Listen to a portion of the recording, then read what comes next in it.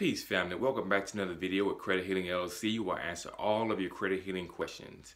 Now, today the question that I'm going to answer is, this is actually regarding to reappearing negative items. And the question is, well, if I get this item deleted, will it reappear on my credit report? And my answer is, it is possible that it will reappear.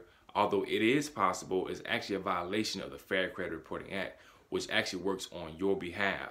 Because if the credit bureaus are to report or re-report, which is actually called reinsertion, of any of your derogatory items, the creditor who sent them that report is supposed to notify you within 5 days of that item being reported or re-reported on your credit report.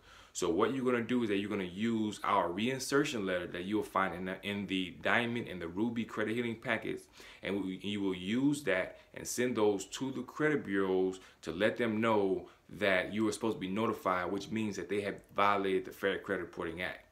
All right, so it's actually illegal for them to do that.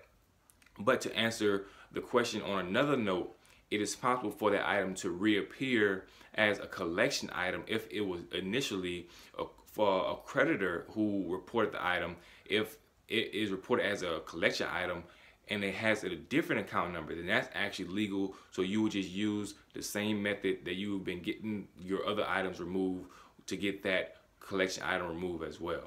All right, family, so I was happy to be able to help you all. If you have any questions, feel free to contact me at credithealing@gmail.com, or if you're ready to get started, go to www.credithealing.org. All right, family, you have a good day. Keep getting those items deleted and have a blessed one. All right, peace.